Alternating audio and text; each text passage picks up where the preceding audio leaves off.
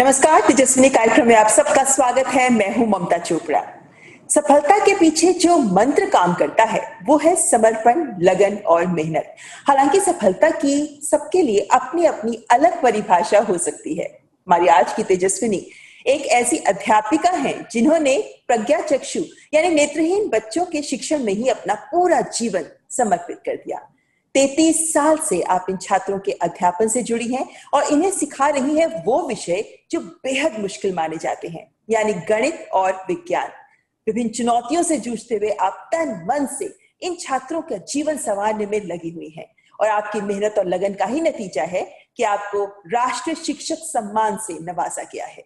हमारी आज की तेजस्विनी है secondary school for the blind Ahmedabad की अध्यापिका सुधा गौतम भाई जोशी। अगर आपके कार्यों से किसी के चेहरे पे खुशी आ जाए, किसी की जिंदगी रोशन हो जाए, तो जिंदगी सफल हो जाती है। सुधा गौतम भाई जोशी एक ऐसी अध्यापिका हैं जिनके समर्पित अध्यापन की वजह से जाने कितने ही नेत्रहीन प्रज्ञा चक्षु छात्र शिक्षा के जरिए अपने जीवन में ज्ञान की अलख जगा सके, अपनी विशेषताओं से रूबरू हो सके और जिंदगी में हौसले के साथ आगे बढ़ने के आत्मविश्वास के साथ अब आगे बढ़ रहे हैं। अहमदाबाद के सेकेंडरी स्कूल फॉर ब्लाइंड में पिछले 33 सालों से गणित, विज्ञान जैसे जटिल विषयों को विभिन्न तकनीकों के द्वारा आसान कर इन दिव्यांग छात्रों को पढ़ा रही सुधा जोशी शिक्षा के अलावा इन्हें डांस, ड्रामा, फैशन शोज और क्विज भी कराती हैं। इनके प्रशिक्षण और मार्गदर्शन की वजह से ही ये छात्र देश विदेश में कलाओं का प्रदर्शन कर रहे हैं और पुरस्कार भी जीत रहे हैं। सुधा जोशी छात्रों को गणित और विज्ञान के जटिल सिद्धांतों को तकनीक के माध्यम से पढ़ाती हैं, उन्हें अभ्यास भी करवाती हैं और उपकरणों के जरिए भी इन नेत्रहीन छात्रों की मुश्किलें आसान कर रही हैं और कोरोना के दौर में भी वीडियो बनाकर छात्रों की ऑनलाइन पढ़ाई जारी रख रही हैं। तकनीक और नवाचार के माध्यम से प्रज्ञा चक्षु छात्रों की शिक्षा के लिए प्रयासरत राष्ट्रीय शिक्षक पुरस्कार से सम्मानित सुधा गौतम भाई जोशी हैं हमारी आज की तेजस्विनी। तो ये करते हैं मुलाकात सुधा गौतम भाई जोशी से। सुधा जी, बहुत बहुत स्वागत है आपका तेजस्विनी कार्यक्रम में। थैंक यू मैम, नमस्ते। नमस्ते। और सबसे पहले बहुत बहुत मुबारकबाद आपको राष्ट्रीय पुरस्कार के लिए, एक बहुत सम्मान की बात है। लेकिन जब आपको ये खबर मिली कि आपको राष्ट्रीय पुरस्कार का सम्मान दिया जा रहा है, तो सबसे पहली सोच, पहला एहसास क्या था आपके जहन में? सबसे पहला एहसास तो मुझे मेरे नेत्रहीन बच्चे याद आए कि जिनके थकी आज मुझे इतना बड़ा अवार्ड मिलने जा रहा है। उनको मैं पढ़ा रही हूँ, वो मेरे साथ है, उन्हीं के कारण आज मैं उनके साथ काम कर रही थी, तो मुझे आज ये अवार्ड मिला है, उसकी मुझे बहुत खुशी है। 33 साल का लंबा समय है सुधा जी, जब आपने इन छात्रों के साथ, प्रज्ञा चक्षु छात्रों के साथ इनके अध्यापन में आपने वक्त गुजारा है। लेकिन आपने स्पेशल एजुकेशन में तो कोई ट्रेनिंग नहीं ली थी, तो फिर कब ये सोचा कि इन छात्रों को ही आपने पढ़ाना है? क्या खास तैयारी की आपने? सबसे पहला तो मैं आपको बताऊंगी कि जब ये यहाँ मेरी एक सीनियर टीचर थी जो मुझे पहला पढ़ाती थी स्कूल में, और वो यहाँ प्रज्ञा चक्षु बच्चों को पढ़ाने के लिए उसने यहाँ जॉब ली थी। और मेरे एक दूसरे पहचान वाले भी थे जो वो भी यहाँ जॉब करते थे, और मुझे भी उस समय नौकरी की भी जरूरत थी। तो उन्होंने मुझे बताया कि यहाँ secondary school for the blind में एज ए साइंस टीचर की जगह है, तो आप अप्लाई कीजिए। तो मैंने पहला सोचा कि ब्लाइंड बच्चों के साथ काम करना है तो थोड़ा सोचना पड़ा। फिर सोचा कि कोई बात नहीं, अप्लाई तो करते हैं, ऐसा होगा तो हम विजिट करूंगी, मैं स्कूल में जाऊंगी, बच्चों को देखूंगी, बच्चों के साथ मिलूंगी। फिर मैंने एप्लीकेशन दे दी और मुझे मेरी सीनियर टीचर भी थी, उनका गाइडेंस तो मिलने ही वाला था। फिर मैंने शुरू करा, मैं आई 2-3 दिन स्कूल में आई, फिर मैंने स्कूल में देखा कि ब्लाइंड बच्चे कैसे हैं, कैसे एक्टिविटी करते हैं, कैसे पढ़ते हैं, उनके क्लास कैसे हैं, उनके साथ में बैठी, उनको मिली, ये सब मैंने अनुभव किया 2-3 दिन आके, क्योंकि मुझे पहला कुछ अनुभव नहीं था उनका। तो मैं आई, और दूसरा ऐसा था कि मुझे थोड़ी मैंने ब्रेल सीखने का शुरू किया। तो मैंने ब्रेल कंपलसरी था, तो मैंने ब्रेल भी सीखना शुरू किया। तो मुझे यहाँ 15 दिन तक मैं ब्रेल सीखने भी आती थी। तो ब्रेल सीखने आती थी तो मैंने यहाँ का पूरा एटमॉस्फेयर भी देख लिया था कि बच्चे कैसे हैं, कैसे काम कर रहे हैं, इन बच्चों के साथ मुझे काम करना पड़े तो मैं कैसे काम करूंगी। ये सब बातें मैंने 15 दिन तक मैं यहाँ ब्रेल सीखने आई थी। तो ब्रेल सीखते सीखते मैंने यहाँ का पूरा एटमॉस्फेयर अच्छी तरह जान लिया और फिर मुझे संतोष हो गया था कि कोई बात नहीं, मैंने जिस जगह के लिए अप्लाई किया है वो जगह के लिए मुझे जॉब तो करनी है तो कर लूंगी, लेकिन मुझे एक सेवा का भी मौका मिलेगा। ये नेत्रहीन बच्चों के साथ काम करके मुझे सेवा का मौका मिलेगा। जॉब तो एक साइड है, लेकिन सेवा का जो मुझे कार्य करने मिलेगा वो मेरे लिए खूब खुशी की बात थी। लेकिन उसके बाद आपका चयन हो गया सुधा जी और आप इन छात्रों को पढ़ाने के लिए आ गई, लेकिन आपको आपकी पहली क्लास याद है क्या? हाँ याद है ना, पहली क्लास में मैं 8वीं में 9वीं पढ़ाती थी, तो मैं पहली क्लास 8वीं में लेने गई। तो बच्चे, आपको बताऊंगी कि हमारी स्कूल जो है एडल्ट ट्रेनिंग सेंटर है। एडल्ट ट्रेनिंग सेंटर है मीन्स जो बच्चे देर से पढ़ने आते हैं, यहाँ अवेयरनेस कम थी तो बच्चे लेट पढ़ने आते हैं उम्र के हिसाब से। तो कई बच्चे तो मेरी उम्र से भी बने, उस समय 26 साल की थी, तो कई बच्चे मेरे से भी बड़े थे। एडल्ट ट्रेनिंग सेंटर था, तो शुरू में क्लास में गई तभी मुझे थोड़ी झिझक हुई, लेकिन धीरे धीरे मैंने टैकल करना शुरू कर दिया। बच्चों से बातें की, बच्चों से इंट्रोडक्शन किया, मेरा इंट्रोडक्शन किया, बच्चों से जाना कि उनको क्या मैं क्या पढ़ाने वाली हूँ। इस तरह हमने एक दूसरे के साथ धीरे धीरे बातें करना शुरू करा। एक दिन बातें करी, दूसरे दिन बातें करी, उनकी सब बातें मैंने जानी, उनको मेरे साथ कैसा लगेगा ये भी मैंने उनके साथ डिस्कशन करा। मैं गणित पढ़ाऊंगी, विज्ञान पढ़ाऊंगी, तो वो मेरे साथ पढ़ेंगे कि नहीं पढ़ेंगे, ये सब मैंने उनके साथ डिस्कशन करा। तो पहला दिन तो मेरा थोड़ा ऐसे गया, फिर 2 दिन 3 दिन में मैं धीरे धीरे धीरे उनके साथ अटैचमेंट होने लगी। फिर गणित पढ़ाने लगी, विज्ञान पढ़ाने लगी, तो बच्चों को आपको आप अच्छा लगने लगा कि नहीं नहीं हम मैडम के पास पढ़। मैं आपसे अगला सवाल भी पूछना चाहती हूँ, क्योंकि गणित और विज्ञान की टीचर हैं आप और ये जटिल विषय है। मतलब सभी लोगों का ये विचार होता है या ये सोच होती है कि भाई गणित और विज्ञान इससे सब डरते हैं, ऐसे में टीचर का रोल बहुत अहम हो जाता है। तो इन छात्रों के बीच आपने गणित और विज्ञान के प्रति रुचि कैसे जताई? तो गणित की रुचि पैदा करने के लिए तो हम जानते हैं कि गणित के पजल्स आते हैं, गेम आती है, फिर छोटे छोटे उनको गणित के सम्स है वो सब शुरू करा।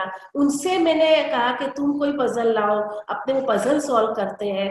फिर उनको ये भी बोला कि गणित एक ऐसा सब्जेक्ट है कि हमें जीवन भर उसका उपयोग भी कहीं ना कहीं तो मिलेगा ही, तो हमें गणित भी कंपलसरी पढ़ना है। हार्ड है, मैं तुमको सरल तरीके भी सिखाऊंगी, मैं पूरी कोशिश करूंगी कि जितना भी सरल हो सके उतना सरल तरीका करके मैं तुमको गणित पढ़ाने की कोशिश करूंगी। तो धीरे धीरे बच्चे रेडी हो गए। थोड़ा मुश्किल टास्क था, लेकिन फिर भी हमारी गणित पार्टी भी आती है, तो मैंने उनके थ्रू भी उनको गणित सिखाने की कोशिश की और मेरा ये प्रयास सफल हुआ। बिल्कुल। इसी तरह विज्ञान में भी ऐसा ही है। विज्ञान में भी विज्ञान तो बहुत ही कठिन है। जैसे हमें आकृति नहीं जोड़नी, बोर्ड वर्क नहीं करना, ओरली ही पढ़ाना। तो कुछ विज्ञान पढ़ाने के लिए हमें मॉडल्स बना देते हैं, चार्ट्स बना देते हैं, और मैं खुद का इनोवेटिव भी कर देती। जैसे क्लास में जितनी भी चीजें हैं वो चीजों का यूज कर लो। फिर या उनकी गणित पार्टी है जिसको टेलर बोर्ड बोलते हैं, उसी में जैसे कोवेलेंट बॉन्ड आता है जिसमें इलेक्ट्रॉन रचना जोड़नी होती है, तो मैं बोर्ड वर्क नहीं करती थी, तो उस बोर्ड वर्क करना ही नहीं था, तो मैं उसी में उनकी ही वो उसमें ही उनको दौड़ के मैंने बता दिया था कि ये ऐसे इनकी फिगर होती है। तो शॉर्ट होके धीरे धीरे धीरे धीरे जैसे जैसे समय होता गया, विज्ञान में मुझे एक्सपीरियंस होता गया, तो बच्चों को मैं विज्ञान के प्रति भी ज्यादा इन्वॉल्व करने लगी। और बच्चे विज्ञान और गणित के कुछ कॉन्सेप्ट्स ऐसे होते हैं जो वाकई जटिल होते हैं, उन्हें आप कैसे आसान बनाती हैं? उदाहरण के तौर पर अगर हम लाइट के कॉन्सेप्ट की बात करें या फिर हम केमिस्ट्री की इक्वेशंस की बात करें, इन्हें कैसे सिखाती हैं? तो लाइट का है, जो जैसे लाइट का एक प्रयोग आता है समतल अरीसा का, तो मैं क्या करती हूँ, 3 बच्चों को खड़ा कर देती हूँ, एक को बीच में खड़ा रखती हूँ, एक को लेफ्ट साइड खड़ा रखती हूँ और एक को राइट साइड खड़ा करती हूँ। बीच वाले को बोलती हूँ कि आप शीशा हो, और इस लेफ्ट में जो बच्चा है उसको बोलूंगी कि आप चीज हो। आपकी चीज का उसमें जाएगा शीशे में, और शीशे का प्रतिबिंब जो राइट में बच्चा खड़ा है उसके आएगा, और दोनों का जो डिस्टेंस है वो मैं सेम रखूंगी क्योंकि उसका डिस्टेंस सेम होता है। तो इसी तरह क्लास में ही मैं बच्चों को भी खड़ा करके उनको मैं ये कॉन्सेप्ट क्लियर करना कोशिश करती हूँ। और आप जैसे इक्वेशन की बात कर रहे हैं, तो इक्वेशन तो याद नॉर्मल बच्चे भी याद नहीं रख सकते, तो मुझे इन बच्चों को बहुत मुश्किल लगता है, और वो उसको गोखड़ पट्टी नहीं कर सकते हम, याद रिपीट। तो मैंने शॉर्ट फॉर्म उसमें भी निकाला कि सबसे पहला जिसे हम एलिमेंट्स बोलते हैं उसके मैंने सब नाम याद करा है। जैसे सोडियम है तो Na कर दो, क्लोरीन है तो Cl, और उसके साथ साथ जैसे इक्वेशन में आता है कि सोडियम कार्बोनेट, तो जब भी कार्बोनेट शब्द आवे तो आपको CO3 लिखना है, ये आप याद कर लो। और सल्फेट आता है तो SO4 ही लिखना है, ऑक्साइड आता है तो O ही लिखना है, डाइऑक्साइड आता है तो O2 लिखना है। तो जैसे मैंने कैल्शियम ऑक्साइड बोला तो तुरंत बच्चे बोलेंगे CaO, अगर उन्हें एलिमेंट की संज्ञा भी पता है और उसके लिए ऑक्साइड के लिए O लिखना है तो फटाफट वो इक्वेशन बनाने लगते थे। ये मेरा एक्सपीरियंस है, क्लास में मैंने ये प्रयोग किया हुआ। तो इसी तरह मैंने ये शॉर्ट पद्धति से उनको इक्वेशन भी तैयार कराए हैं और वो आसानी से याद कर लेते हैं। जी बिल्कुल, यानी बहुत अलग अलग तरीकों का आप प्रयोग करती हैं ताकि छात्र इन सभी कॉन्सेप्ट्स को अच्छे से समझ जाएं। लेकिन सुधा जी, जो दिव्यांग छात्र होते हैं उनमें भी सामान्य छात्रों की तरह अनेक विशेषताएं होती हैं। किस तरह आप क्या कदम उठाती हैं कि ये छात्र अपनी इन विशेषताओं से रूबरू भी हो सके और उनका विकास भी कर सके, जैसे हम कहते हैं ना सर्वांगीण विकास हो सके, तो क्या कुछ और एक्टिविटीज आप इनके साथ करवाती हैं? आपने बहुत अच्छा मुझे क्वेश्चन करा है जिसका मुझे बहुत ही इंटरेस्ट भी है। तो मैं पढ़ाने के साथ बच्चों को एक्स्ट्रा एक्टिविटी भी कराती हूँ, जैसे डांस कराते हैं। तो डांस नॉर्मल बच्चे करें वो तो समझ सकते कि देख के कर लेंगे, पर मैं इन बच्चों को डांस भी कराती हूँ। डांस के लिए मेरा कोरियोग्राफर साथ में रहता है, लेकिन उसको भी मुझे बताना पड़ता है कि लेफ्ट साइड राइट साइड करना है, 1 स्टेप 2 स्टेप, ऐसे में साथ में रह के हम दो करते हैं। तो ये डांस का लेवल मैंने बच्चों को इतने ऊपर लेके गई हूँ कि आप अमेरिका में मैं इनको 2 बार लेके गई। अच्छा, इंटरनेशनल तक। हाँ, चलो गुजरात और ग्लोरियस गुजरात प्रोग्राम होते, 10 बच्चों को लेके मैं 2012 में और 2015 में मैं वहां गई थी लेके उन्हें। और पूरे इंडिया में, ऑल इंडिया में मैंने डांस की है। इंडिया के जहां भी कंपटीशन होते हैं ऑल इंडिया डांस में वहां लेके जाती हूँ, और हमारा फर्स्ट, सबसे बड़ी बात है कि हमारा फर्स्ट नंबर आता है। अभी लास्ट ईयर ही राष्ट्रपति भवन में और संसद भवन में भी दिव्यांग जनों का एक प्रोग्राम हुआ था जिसमें मेरी गरबा की टीम सिलेक्ट हुई थी। उसमें मैं 10 लड़कियों को लेके गई थी डांस के लिए। तो डांस तो करवाते ही हैं, तो इनसे इन बच्चों को एक तो बाहर घूमना भी मिलता है, एक बार प्लेन में बैठना भी मिल गया, नहीं तो ये पॉसिबल नहीं होता इन बच्चों के लिए, क्योंकि ये तो बहुत गरीब घर, छोटे छोटे घर से आते हैं। तो ये भी मैंने कोशिश की है। साथ में ड्रामा भी मैं करवाती हूँ। ड्रामा भी हमने दिल्ली में ही जो NST है वहां हमने हिंदी नाटक किया था गेरा, तो वो भी मैं पूरी उनको तैयारी करवा के उनको वहां लेके जाती हूँ। और क्विज भी मैं ही करवाती हूँ बच्चों को। पूरे गुजरात में हम क्विज करते हैं, तो उसकी पूरी तैयारी भी करती हूँ, बच्चों को भी इन्वॉल्व करती हूँ कि आप भी इन्वॉल्व हो, तैयारी करो, उनको पार्ट भी लेवाती हूँ। और गरबा कंपटीशन भी हर साल होती है, तो गरबा कंपटीशन भी हम करवाते हैं, मैं ही करवाती हूँ। ये सब मोस्ट ऑफ सब एक्टिविटी मैं ही करवाती हूँ। उसके साथ साथ फिर जैसे फैशन शो मैंने 2006 में किया था, पूरे सब दिव्यांगों को लेकर, खाली नेत्रहीन नहीं, जितने भी है, मेंटली रिटायर्ड है, फिर हैंडीकैप है, डेफ एंड डम है, इन सब बच्चों को लेके कम से कम 100 बच्चों को लेके मैंने ये पूरा शो 3 घंटे का किया। तो उसमें भी पूरी तैयारी मैंने और मेरे जो दूसरी एक लेडीज आती थी उसके साथ हमने मिलके काम किया था। तो इसी तरह इन बच्चों को सर्वांगीण विकास के लिए जितना भी मेरे से होता है, कोई वक्तृत्व स्पर्धा में जाना है तो उसकी तैयारी भी मैं करवाती हूँ। अभी लास्ट ईयर ही राहुल करके एक लड़का था जिसको मैंने भारत में विज्ञान की उज्जवल परंपरा, बहुत हार्ड सब्जेक्ट था, तो उसे मैंने सब तैयारी करवाई, रिकॉर्डिंग करके दिया, फिर उसको पढ़ के भी देती थी।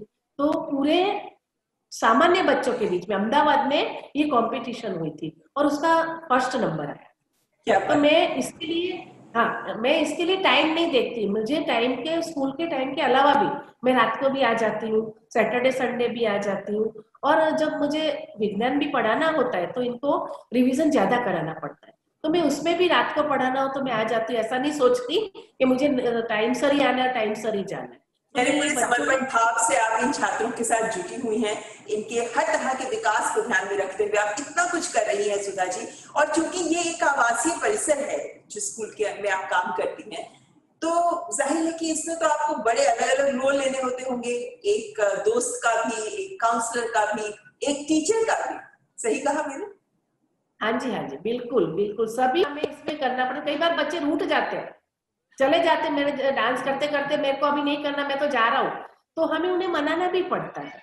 और एक किस्सा तो ऐसा है कि पूजा करके एक लड़की थी जो यहाँ पढ़ने आई थी, तो हमारे उस समय क्या हॉस्टल में रहना कंपलसरी है, तो वो हॉस्टल में रहना नहीं चाहती।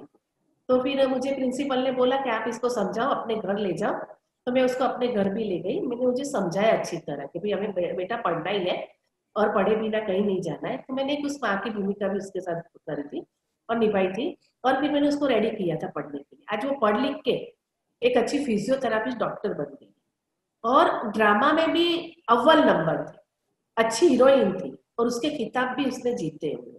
तो ऐसे कई केस होते हैं कि मेरा कैसा था बच्चों के साथ, मैं बच्चों को अपने बच्चों की तरह देखती थी, तो वो लोग मेरे साथ झगड़ते थे भी सही और प्यार भी करते थे, कभी रूठ भी जाते थे मेरे पे कि मैडम ने हमारे लिए ये नहीं करा। उनकी अपेक्षा मेरी तरफ से ज्यादा रहती थी क्योंकि मैं उनके कलीग का पास ज्यादा रहती थी। तो ये हमारा ट्यूनिंग चलता रहता है, रूठना मनाना ये ट्यूनिंग भी हमारा चलता ही रहता है। जी, यानी घर के जैसे सदस्य एक दूसरे से रूठते हैं, मनाते हैं, उसी तरीके से आपका संबंध, आपका रिश्ता इन छात्रों के साथ बन गया है। लेकिन बारहवीं की बात बताइए, क्योंकि एक आधार बन जाता है इन छात्रों का जब ये स्कूल में होते हैं। ऐसे में क्या उदाहरण है आपके पास कि 12वीं के बाद ये छात्र आगे किस किस तरह अपनी जिंदगी में और आगे प्रोग्रेस कर रहे हैं और आगे बढ़ रहे हैं? 12वीं के बाद बच्चे कॉलेज में जाते हैं। वो कॉलेज ब्लाइंड नहीं होती है, नॉर्मल जो कॉलेज होती है उसी में पढ़ने उनको जाने का होता है, तो वो उसी में पढ़ने जाते हैं। तो उसमें भी जहाँ मेरी जरूर पड़ती है, जैसे बच्चों को फीस भरनी होती है तो फीस की कोशिश में फीस भी उनके लिए इकट्ठी करती हूँ, डोनेशन ले आती हूँ, बच्चों को फीस देती हूँ। फिर राइटर की बहुत जरूरत होती है, एग्जाम के टाइम राइटर भी, पहले स्कूल में होते थे तो प्रिंसिपल की जवाबदारी होती, तो हम राइटर करके दे देते थे। लेकिन कॉलेज में जाते हैं तो उन्हें खुद सब कुछ करना पड़ता है।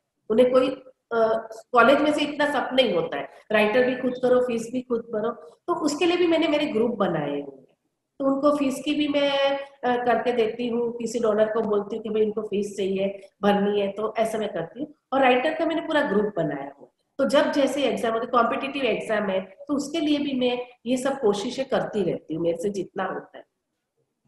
तो सुधा जी, आप कई तरह से इन छात्रों की अपने स्तर पर तो सहायता कर ही रही है, लेकिन ये देखा जाता है कि जो दिव्यांग छात्र होते हैं, दिव्यांगजन होते हैं, उनको सामान्य जीवन जीने के लिए कई तरह के उपकरणों की जरूरत पड़ती है। तो सरकार की तरफ से भी ऐसी बहुत सी योजनाएं हैं जिसमें लोगों को जरूरत दी जाती है, उपकरणों के लिए सहायता भी दी जाती है। क्या इसके बारे में छात्र जागरूक है? हाँ जी, बिल्कुल जागरूक है। सब छात्रों को पता चल ही जाता है जब भी ये योजना आती है स्कूल थ्रू, या अभी तो हम जानते हैं कि मोबाइल आ गए हैं, तो मोबाइल में भी ये बच्चे यूज करते हैं, तो व्हाट्सएप के थ्रू, ईमेल के थ्रू बच्चों को एक दूसरे से अटैच, जब मिलते जुलते हैं सब बच्चे, तो उनको पता चल ही जाता है और सब फॉर्म भी भर देते हैं, और उनको साधन, और ये सब साधन सहाय की जो भी योजना है वो चल ही रही है और बच्चों को साधन मिल ही रहे हैं। तो ये तो अवेयरनेस है ही, बच्चों को साधन मिल ही रहे हैं और बच्चे ले रहे हैं। जैसे मोबाइल है, फिर स्टिक है, फिर टॉकिंग मशीन है, लैपटॉप है, ये सब चीजें के लिए फॉर्म भरे जाते हैं और बच्चों को पता चल जाता है। हमें पता चलता है स्कूल में से, तो हम भी बच्चों को बोलते हैं कि ये फॉर्म भर दो, ऐसे फॉर्म आए। हर एक स्कूल में ऐसे उनको पता चलता ही है, हर एक स्कूल में बताया जाता है, सहायता मिल जाती है इस मामले में। लेकिन जैसे आपने 33 साल का एक लंबा वक्त गुजारा है सुधा जी, 33 साल पहले तकनीक भी उतनी विकसित नहीं थी, तब से अब क्या कुछ फर्क आया है? हाँ जी, तो आपको मैं बताऊंगी कि पहला जब मैं यहाँ आई तो यहाँ ज्यादातर जो प्रज्ञाचक्षु बच्चे थे वो ब्रेल पे डिपेंड थे। ब्रेल ही उनका पढ़ना था, ब्रेल ही उनका लिखना था, ब्रेल में ही उनकी पुस्तक थी और ब्रेल में ही सब उनको कार्य करने थे, पढ़ना लिखना। फिर हम जानते हैं कि 21वीं सदी आई, ये दशके में जो टेक्नोलॉजी का सबसे बड़ा परिवर्तन आया है, टेक्नोलॉजी का शिक्षक के शिक्षा पद्धति में और अभ्यास खंड में भी उसका उपयोग शुरू हो गया। ये केवल सामान्य बच्चों के लिए नहीं, हमारे प्रज्ञाचक्षु बच्चों के लिए भी ये टेक्निक बहुत उपयोगी है। जैसे ये मैं उदाहरण के तौर पे बताऊंगी कि जैसे बच्चों को पढ़ना है तो audio, digital audio book, large printing book, ई बुक, ये सब यूज करते हैं पढ़ने के लिए। इतना ही नहीं, यूट्यूब पे भी जब उनको मटेरियल ढूंढना है तो मटेरियल ढूंढ के यूट्यूब में से भी वो पढ़ लेते हैं। तो ये जो नई टेक्निक की नवी तरह आई है, नवी रीतें आई है, ये सभी हमारे बच्चों ने भी अच्छी तरह अपनाया। और दूसरी बात बताऊंगी आपको कि पहला जो ज्ञान था वो बहुत सीमित ज्ञान था, क्योंकि उस समय कोई मीडिया नहीं था, कोई माध्यम नहीं था प्रज्ञाचक्षु के बच्चों के लिए। तो उनका जो ज्ञान उनको मिलना था, जो आसपास का भी ज्ञान मिलना चाहिए, वो उनका सीमित ज्ञान था। लेकिन जैसे ये टेक्नोलॉजी का विकास हुआ और तब उनको ज्ञान भी ज्यादा मिलने लगा और उनका ज्ञान की क्षितिज बढ़ने लगी। तो ये एक फायदा तो था कि ज्ञान ज्यादा मिले, लेकिन उसकी एक लिमिटेशन भी थी। कि लिमिटेशन में क्या था कि बच्चा या प्रज्ञाचक्षु बच्चे, उसकी साइड इफेक्ट भी हो सकती है कि उसके माध्यम से उसे और कुछ भी चीजें देखने मिल जाती थी, तो उसकी साइड इफेक्ट भी रहती थी। तो ये सब भी हमें देखना पड़ता। ये भी एक अध्यापन का क्षेत्र था कि हमें ये सब भी जानना चाहिए। तो मैं आपको बताऊंगी कि मेरा गणित विषय है, गणित विज्ञान का विषय है। तो गणित के लिए हमारे प्रज्ञाचक्षु बच्चों की थोड़ी उपेक्षा रही है, क्योंकि भारत के सभी राज्यों में गणित जो 10वीं में है वो ऑप्शनल विषय है, कंपलसरी नहीं। तो बच्चों को पहला से ऐसे ही हो जाता है कि 10वीं में तो गणित लेना नहीं है, तो हम 9वीं तक भी क्यों पढ़े। तो उनको ये उपेक्षा थी। मेरे लिए एक चैलेंज काम था। तो मैंने बच्चों को धीरे धीरे समझाया कि नहीं, भले 10वीं में नहीं लेना, लेकिन अपने को पूरे जीवन में गणित तो उपयोग आने ही वाला है, तो आप 9वीं तक अच्छी तरह पढ़ो। तो धीरे धीरे मैंने बच्चों को ये समझाया और गणित में उनकी रुचि पैदा करी और 9वीं तक अच्छी तरह पढ़े, ये कोशिश। आगे बताइए।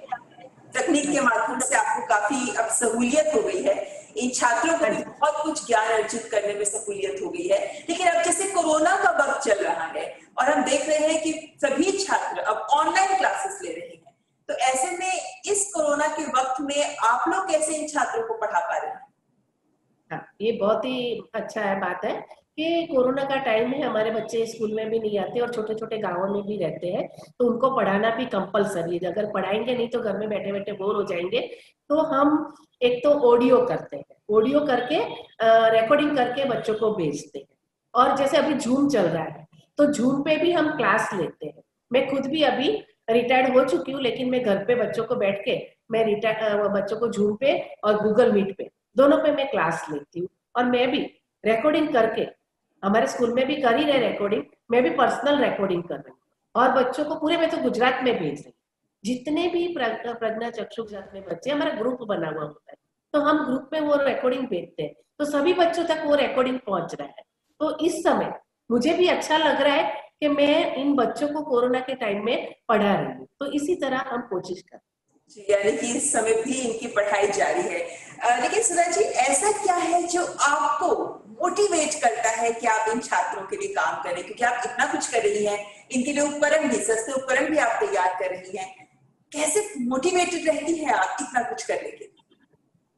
बस मैंने कहा नहीं, बच्चों के साथ मुझे इतना अच्छा लगता है, घुल मिल गई हूँ कि मुझे घर भी याद नहीं आता और सारा दिन मैं इनके साथ काम करती रहूं, इतना मुझे अच्छा लगता है। मैं घर पे जाती हूँ सैटरडे, तो वापस मैं सोचती हूँ कि कब मैं इधर वापस आऊँ और बच्चों के साथ काम करूँ। तो इसके हिसाब से बच्चे भी मेरे साथ इतने घुल मिल गए, तुरंत मुझे फोन करेंगे, मैडम आप आ रहे हैं ना, थोड़ी देर भी हो जाए तो तुरंत मुझे फोन करते हैं। अभी भी मैं जब कोरोना के टाइम पढ़ा रही हूँ तो बच्चे मुझे कॉल करेंगे, मैम आज क्लास है ना।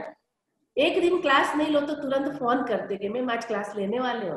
तो इस तरह बच्चों के साथ घुल मिलने से अच्छा है जी। तो कोई ऐसा छात्र है जिसने आपको एक व्यक्ति के तौर पर, व्यक्तिगत तौर पर आपको बहुत प्रेरित किया हो?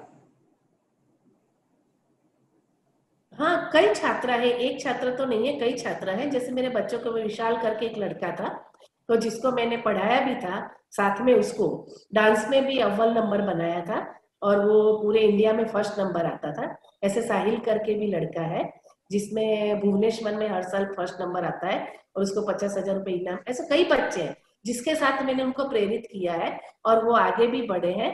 और लड़कियां भी एक दो ऐसी है जो मुझसे प्रेरित होना उनसे अच्छा लगा है जी। और कोई ऐसा भी छात्र रहा है जो आपके लिए एक टीचर के तौर पर एक चैलेंज रहा? हाँ, जैसे मैंने बताया ना कि ये विशाल की बात कर रही हूँ, तो उसको भी कभी कभी ऐसा डिप्रेशन हो जाता था। वो भी कई बार किसी के फ्रेंडशिप में लग गया था तो वो डिप्रेशन में आ गया था, तो बोले मुझे पढ़ना नहीं है, मैं सुसाइड करूंगा। तो एक ये चैलेंज काम था। तो मैंने उसकी मम्मी को बुलाया, फिर मेरे साथ एक दूसरे सोनी सर थे, हम दोनों ने मिलके उसको बहुत समझाया। फिर उसको धीरे धीरे 12वीं में था पढ़ाया, और उसको फिर बोला, मैंने उसको एक ही बात बोली, तेरे को डांस अच्छा लगता है ना, तो तू डांस में इतना डूब जा कि तेरे को और कुछ याद ही नहीं है। तो इस तरह मैंने उसको कोशिश की थी, तो मेरी ये कोशिश सफल हुई। यहाँ पर सुधा जी आपसे कुछ छोटे छोटे सवाल पूछेंगे, उनके जवाब आपसे लेते हैं। शुरू करें? हाँ जी। अगर आप टीचर नहीं होती तो क्या होती? तो मैं घर में बैठ के बच्चों को पढ़ाती। एक खास बात जो आपको लगता है दिव्यांग छात्रों के साथ काम करते हुए जरूर ध्यान में रखनी चाहिए? प्यार। प्यार उनको बहुत जरूरी है।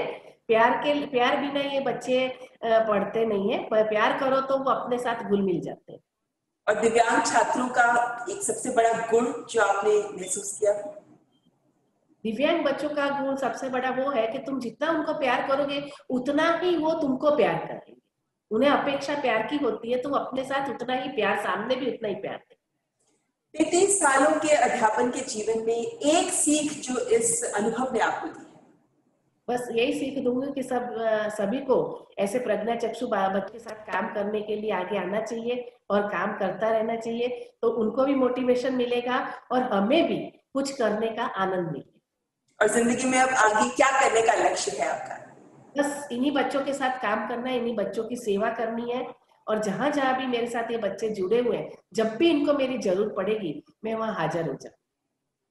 वाकई बहुत खूबसूरत सोच है आपकी सुधा जी, और उम्मीद करते हैं कि जिस सोच, जिस लगन, जिस समर्पण भाव के साथ आप इन छात्रों के साथ काम कर रही हैं वो जरूर सफल हो, और ये छात्र भी आपके अध्यापन के जरिए अपने जीवन की नई राहें आगे बढ़े और उन्हें भी छुए।